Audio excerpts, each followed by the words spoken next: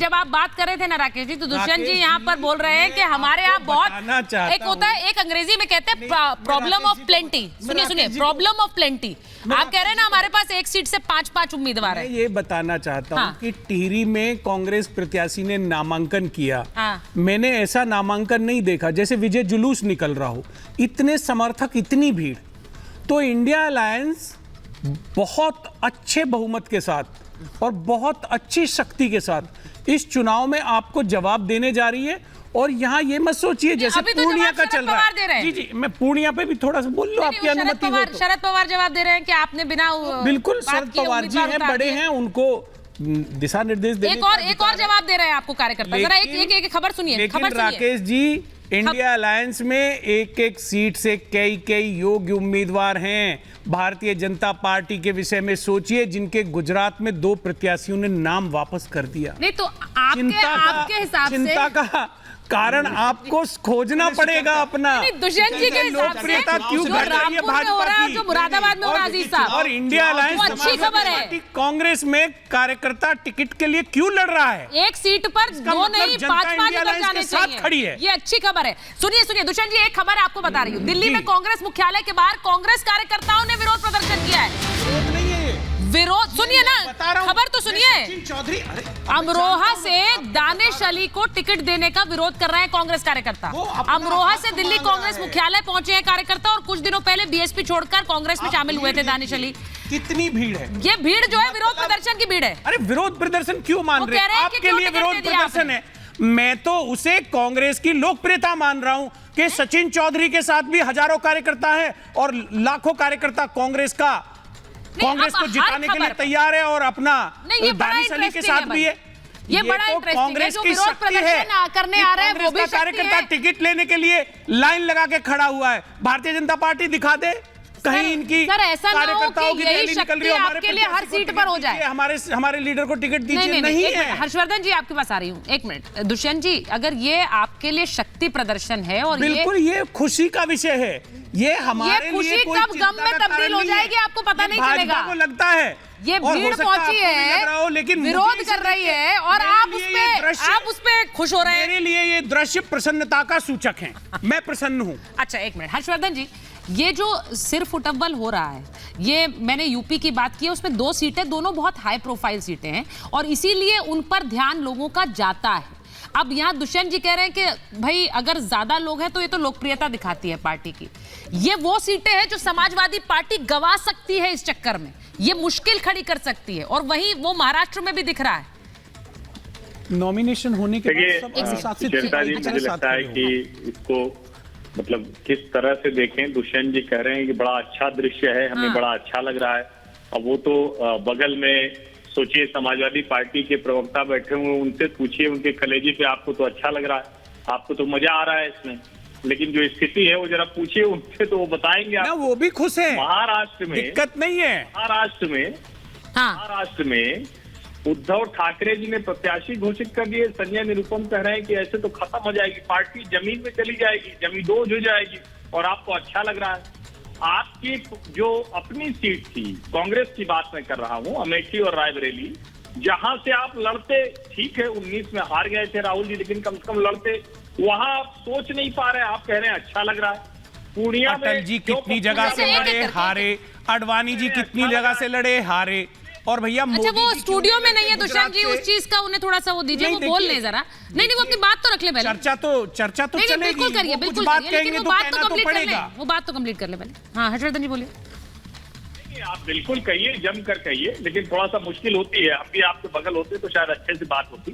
देखिए मूल समस्या क्या है, जिस तरह का चुनावी दौर चल रहा है, जिस तरह से हाई स्टेक्स लगे हुए हैं, उसमें सचमुच ये दुर्भाग्यपूर्ण है। और ये मजाक की बात नहीं, मुझे सचमुच नहीं समझ में आ रहा है कि कैसे इसको हाथ के व्यंग्य में कहा जा सकता है कि प्रॉब्लम ऑफ प्लेंटी है। मतलब थोड़ा तो समझ लोगों की ठीक होनी चाहिए। और लोग देख रहे होते ना, आपकी अपनी पार्टी के कार्यकर्ता देख रहे होते हैं, वो कितना इसको देखते हुए टीवी पर प्रवक्ताओं को ये बोलते हुए कितना वो गुस्से में आते हो।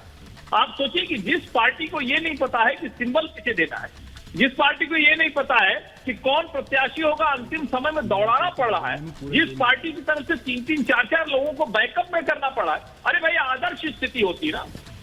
थोड़ी ना है कि भारतीय जनता पार्टी ने टिकट नहीं काटे हैं। ऐसा भी नहीं कि भारतीय जनता पार्टी से लोग नाराज नहीं होते, लेकिन लिखा ना उन्होंने, बोला ना उन्होंने कि हम पार्टी के लिए खड़े होंगे।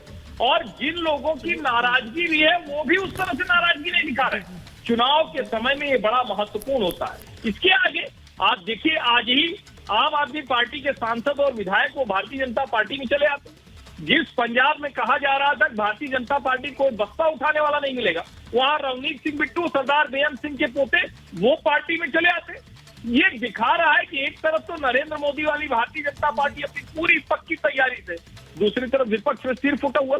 अब पूर्णिया पे भी कोई विवाद हो सकता था, ये भी हो गया। सीट तय नहीं कर पा रहे हैं, प्रत्याशी तय नहीं कर पा रहे हैं, जो घर है अपना उसको नहीं संभाल पा रहे हैं, अमेठी रायबरेली की सीटें नहीं दे पा रहे। अब इसके बाद अगर आप कहें कि बड़ा अच्छा दृश्य है, बहुत अच्छा लग रहा है, प्रॉब्लम ऑफ प्लेंटी है, तो फिर हम क्या कहेंगे? तब तो कहेंगे कि आपको शुभकामनाएं।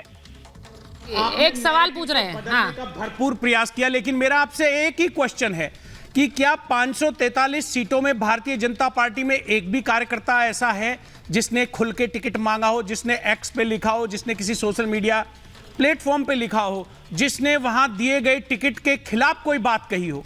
क्या इसे आदर्श लोकतंत्र बता रहे हैं आप, जहां कार्यकर्ता को पूछा नहीं जाता?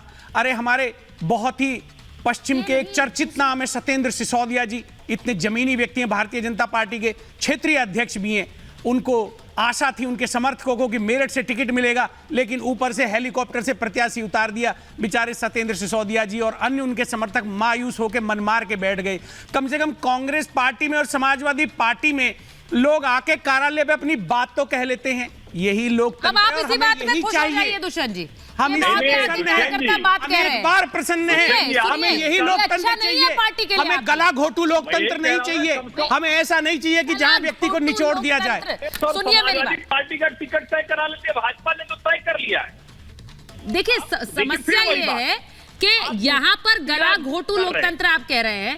हर्षवर्धन जी, मुझे सिर्फ एक चीज समझ आ रही है, आप इसे जिस तरह से दुष्यंत जी आप देखते हैं, आपको लग रहा है गला घोटू लोकतंत्र है कि कोई बोल नहीं रहा है। गला घोटू लोकतंत्र है, ठीक है। एंड ऑफ द डे जो जीतेगा, जो जीता वही सिकंदर होता है। और अगर इस लड़ाई के साथ आप पहले ही पार्टी को मुश्किल में खड़ी कर देंगे तो जीत कैसे देखेंगे? ये मैंने पहले ही कहा, ये सपा के लिए इन्हें विनिंग सीट्स माना जाता है। वो विनिंग सीट लड़ाई नहीं है जी, ये चुनाव है। अजीज खान साहब जानते हैं अखिलेश जी नहीं चाहेंगे कि वहां पर ये इस तरह का द्वंद्व हो, लेकिन ये पूरी तस्वीरें सामने खुलकर आ रही है कि वहां पर लड़ाई हो रही है इन दोनों सीटों पर। ये क्या चाहेगी समाजवादी पार्टी? आप इसे भले ही डिफेंड करते रहे, लेकिन कोई भी पार्टी चाहेगी कि ये द्वंद्व सामने आए, और इस द्वंद्व के चलते उन सीटों पर खतरा मंडरा रहा है। कौन है? मैं अभी तक मुझे नाम नहीं बताया अजीज खान साहब ने, इन दोनों सीटों से उम्मीदवार कौन है सपा का? इशारों में नहीं सर, क्लैरिटी से बताइए। वहां रुचि वीरा जी है तो बोल दीजिए एसटी हसन का टिकट कट गया है वहां से, ये बोलिए ना। देखिए सुचरिता जी, एक बात जानिए, मैं लगातार जो चर्चा देख रहा हूं, किस तरह दावेदारी बड़े बड़े लेवल पे पेश की जा रही है।